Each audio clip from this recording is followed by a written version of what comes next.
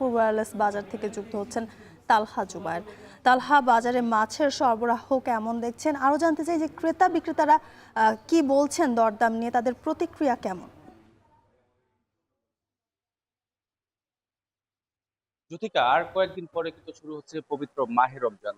রমজানকে ঘিরে আমরা দেখতে পাচ্ছি এই শহরের যে ওয়্যারলেস বাজারে, সেখানে কিন্তু ক্রেতাদের বেশ উপস্থিতি লক্ষণীয় রয়েছে। তবে মাছের সরবরাহ যা বলছিলেন, সেক্ষেত্রে কিন্তু নদীতে ধরা পড়া যে সমস্ত মাছ রয়েছে, সেখানে কিন্তু সরবরাহ কিছুটা ঘাটতি রয়েছে। তবে চাষকৃত মাছের যোগান স্বাভাবিক থাকলেও কিন্তু দাম সপ্তাহের ব্যবধানে 20 থেকে 40 টাকা পর্যন্ত বেড়েছে। এদিকে ইলিশের দাম কিন্তু বরাবরের মতো আকাশ ছোঁয়া দাম রয়েছে। ইলিশের দাম সপ্তাহখানেক আগে কিছুটা কম থাকলেও কিন্তু এখন কেজিতে প্রায় 100 থেকে 200 টাকা বেশি দরে কিন্তু বিক্রি করা হচ্ছে। যদিও বাজারে যেই সাইজের ইলিশ রয়েছে, তা কিন্তু ইলিশ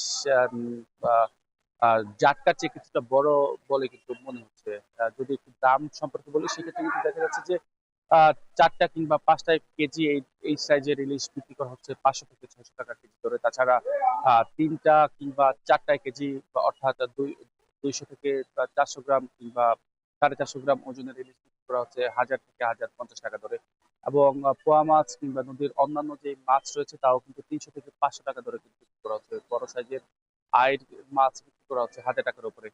তবে চাষকৃত মাছের মধ্যে দাম বেড়েছে, পাঙ্গাস মাছের দাম বেড়েছে। সেক্ষেত্রে কিন্তু আসলে যেই মাছ আগে 170 থেকে 80 টাকা দরে বিক্রি করা হতো, তা কিন্তু এখন বিক্রি করা হচ্ছে 200 টাকা কেজিতে।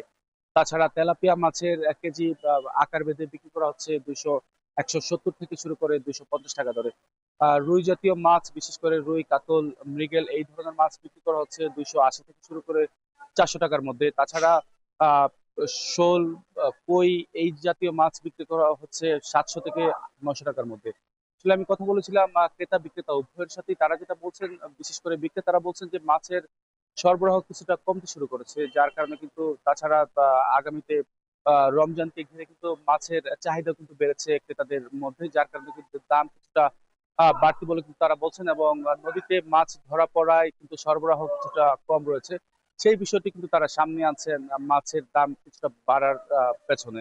তবে যারা ক্রেতা রয়েছেন, তারা বলছেন যে মাছের দাম বা স্বাভাবিকের তুলনায় কিছুটা বাড়তি থাকে, কিন্তু তাদের বাজার করতে এসে হিমশিম খাওয়া লাগছে। বিশেষ করে আগামীতে যেহেতু রমজান শুরু হচ্ছে, সেই ক্ষেত্রে যাতে নির্বিঘ্নে এবং কোনো ধরনের সিন্ডিকেট ছাড়াই যেন তারা মাছ কিনতে পারেন, সেই বিষয়টা নজরদারিতে আনার জন্য তারা প্রশাসনের শরণাপন্ন হচ্ছেন। এবং তারা বলছেন যে নিয়মিত যদি বাজার মনিটরিং করা হয়, তাহলে অসাধু উপায়ে মাছের দাম বৃদ্ধি করতে পারবে না বলে তারা মনে করছেন, এবং এতে করে ভোক্তারা স্বস্তিকর ভাবে কিন্তু বাজার করতে পারবেন।